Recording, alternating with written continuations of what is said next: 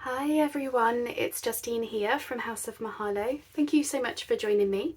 So in today's video, I want to use the washi tapes that I got from eBay. If you didn't see my unboxing video, I will link that as well. But yeah, I want to use the washi tapes that they sent me to create negative space artwork and ephemera. So in the video, I'm going to be sharing with you how I made this mermaid. So as you can see, her tail and this little starfish thing that she's holding is all with the washies shining through the silhouette shape. And then I've done a bit of painting to make her look very metallic and mermaid-esque. And of course, absolutely used the gold leaf washies from eBay because I just felt like, yeah, she needed to have some glitz and glamour about her. So yeah, I'm going to share with you how I made that.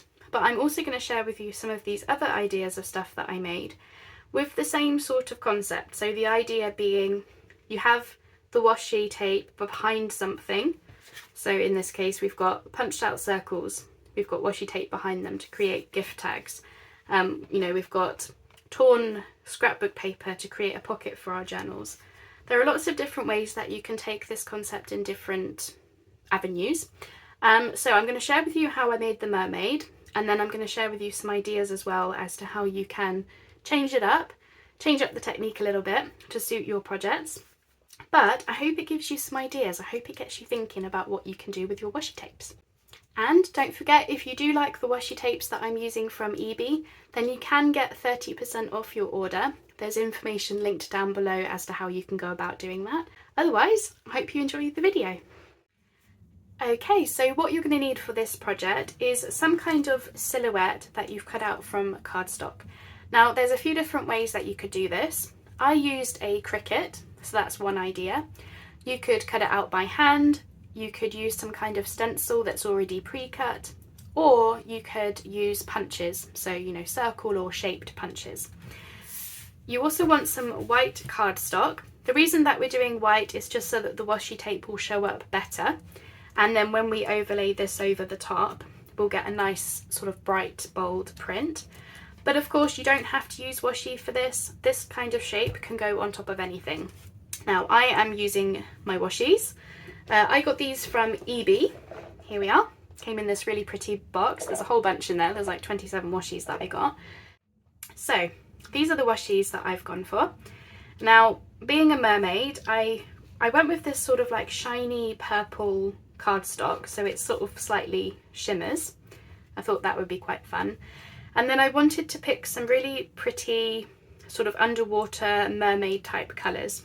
And then I was just lining them up like this to make sure that they went together. So I've got 3 gold foil ones. This one especially, how lovely is that with those lilies? You'll be able to see this a lot better once I start using them. But I've basically lined them up like this to make sure that the colours went together. So I've got purples and blues, and then I've got this very vivid green, just like almost like a sea green, I suppose, with gold foiling.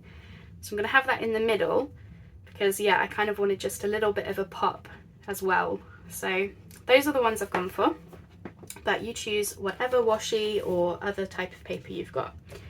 So we're going to put the shape to one side. But just on the shape, what you do want is simpler shapes work better. So something that works as a silhouette. So for example, here we can clearly see the mermaid's head, her hair, her hand, starfish or flower, her tail, and then I've got all these scales, which is quite fun. But that would have worked just as well if I'd gotten rid of the scales. But we can clearly see what that image is when we cut it out and just use the silhouette type shape. So yeah, simpler sort of silhouette shapes work better for this. Either way, what we're going to do is we're just going to fill this cardstock with the washi. So I'm not going to start right in the very corner simply because my shape doesn't go right to the very corner. And I'm just going to go in order of the washies that I have decided go together. Just make sure that they're the right way around. I think that goes that way. And then I'm going to butt them up super close to each other so that there's no white gaps showing. And I'm just going to fill up my entire sheet just like this. So for my picture, being a mermaid, I thought it would be really nice if I made her tail have the gold washi. So we've got all this nice mermaid colours, but also the nice shine. And I also made the starfish, or star, whatever it is she's holding, flower. I made that washi as well. So you can see how my washi across it is a little bit here, a little bit there. And what I had to keep doing is just double checking, placing my silhouette over the top, and I just kept checking if I needed to take away any bits. So you can see here, I didn't want her hair to be covered, so I made this washi a bit narrower. I tore the washi here, cut it there, just so that I could keep fitting it where I wanted it.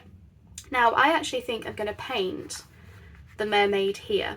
So what I will look to do is paint all of the white bits, and I'll probably go with a nice like pale pink, or maybe even a pale blue, something like that, some kind of, you know, pretty mermaid pastel colour, so that when I place this on, all of this will be a nice pastel painted colour, and the rest would be the washi. But before I do that, I'm just going to cut off all of the excess washi. Oh, it's stuck to the back there. So I'm just going to cut around this piece of cardstock. As you can see, I used a misprint. Good opportunity for stuff like this, because you're not going to see the back of it. So I'll do that, and then I'll get my paints out. So in honour of the gold washi and the fact that it's a mermaid, I'm using my watercolours, and I've decided to go with this nice gold. So I know that I'll be able to just come in and just do a wash, a little bit more paint than that. That will give it a nice shimmer as well. So because I know that my washi is in the right place, I'm able to come on and just paint all of the white bits. And the reason I'm doing the whole lot of white, even though I don't technically need to, is just so that I know everything will be covered. So I was starting to feel like the gold wasn't really showing up as much as I wanted it to. They are watercolours after all, so it was always going to be a little bit less. So I thought what I would start doing is just bringing in some other colours, here, there and everywhere. So I've got some coppers, some deeper golds, a bit of pink as well. And I'm just essentially trying to give it almost like a sunset kind of vibe, where all of these colours are sort of blending into each other. And obviously I don't want too much of one colour, like I don't want the pink to be overpowering. So where I feel like the pink is a little bit deep, I'm also going over it with some copper and some gold, just to tone that down as well. But yeah, it's essentially giving it a really fun sunset kind of look. And then what I'm doing as well is I'm going in with the sponge just to help blend some of those layers a bit better as well. I'm not an artist, I'm not a painter, but I just feel like I'm just kind of going with intuition. And I have to say, it's a very relaxing thing, you know, to just paint colours without really any thought about staying in between lines or anything, because once we put the shape over it, that will hide any rough edges or anything like that. So if you've always wanted to give painting a go, but you've always been worried, oh well, I can't stay between the lines, my hands shake or anything like that, then this might be an opportunity for you to just try some blending techniques and some colour choices, and you know, just try out some paints and things without any sort of pressure as to what happens afterwards, what happens during the painting stage. And every so often I'm bringing in my silhouette, just because it's giving me an idea of how it's all coming together. So I still feel like that pink is a little bit too bright, so I will continue watering it down and adding gold and stuff over the top just to tone that pink down. So I finished the painting and I've left it to dry, and I also had to put it under something heavy just to flatten it out a little bit. But that's how that's looking, and I've managed to get this really nice blend between different colours. And yeah, it's got this metallic shine to it, which is very mermaidy, if I do say so myself. So we're now ready to glue our pieces on top, so our silhouettes on top. So you just want to double check that where you're gluing it is where you want it to be. So in my case with this mermaid, I wanted it to be that the washi sort of goes up to there, so that it's sort of the end of her tail, and if you imagine her belly button is just north of that. So I think that's about where I want to glue it. So what we want to do is we're going to go ahead and grab our glue, and we just want to glue around the outsides, but we also need to glue all these pieces of the silhouette like this, because we really want all of this to be glued down well enough. So unfortunately it does take a little bit of time to, if you're doing like intricate shapes like what this is, there will be a little bit of gluing involved. So what I'm going to do is I'm going to follow the inside first so I can get all of these fiddly bits like that, and then when it comes to the edges I'll glue that after as the last point, because otherwise I have a feeling the glue might dry before I have a chance to catch up with it. So get all the bits you can see like that. Okay, I'm just going to stand up so I can make sure I'm getting this where I want it.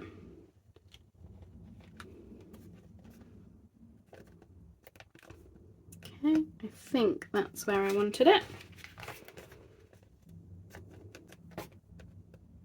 Just making sure, I'm just keeping an eye on the washied pieces. There we go. So then I can turn it over and get the back of it. Obviously where I've painted mine, it will be a little bit bumpy. So what I'll probably have to do is glue it. You could use a brayer tool over it. In my case, I'm just going to put it under something heavy so that it can grab everything in the middle. Okay, and then I'm just going to double check if there's any bits that want a little bit of extra help gluing down. And then of course anything that doesn't glue, I can just go in afterwards and just get an extra bit.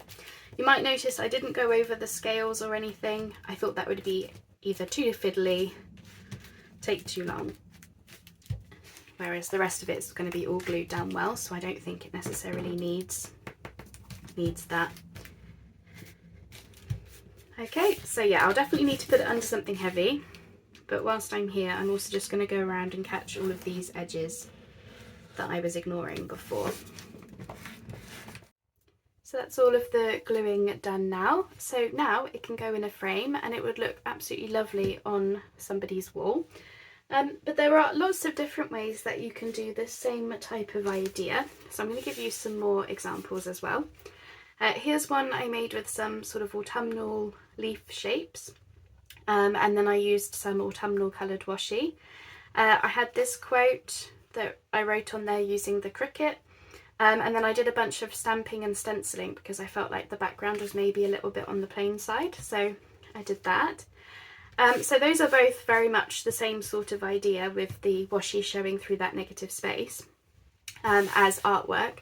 But you can also do other things with this idea, such as your very own handmade gift tags.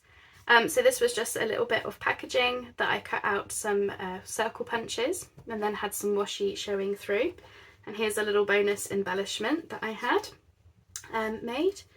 What else have I done? I've also done a series of this type of thing, where instead of punching the shapes out, I tore through a piece, like a square or something, of scrapbook paper.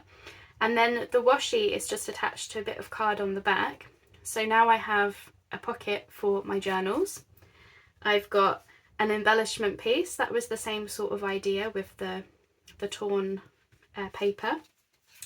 Here's a tag that I made, again with that torn paper, and then I've just decorated it up with some fussy cuts and things. And then I've also done the same thing to make a card. So there are lots of different ways that you can take this sort of idea, but the concept is still the same of the whole negative space, shapes, torn paper, cutouts, punch outs, fussy cutting yourself, whatever it is you end up doing. I hope that this just will give you a few different ideas of how you can take this idea and make all kinds of different things once you know the technique. So I hope you enjoyed my video. I hope you like what I've made. I hope you like how my how my mermaid turned out. I really do think that it was a good idea to paint her. I really do think she looks very mermaid-esque, and I can't wait to see how that will look on a wall as well, in a frame. So thank you so much for joining me. I hope you enjoyed that video. And don't forget, if you did like the washies that I was using today, then you can get 30% off your order from Peasy.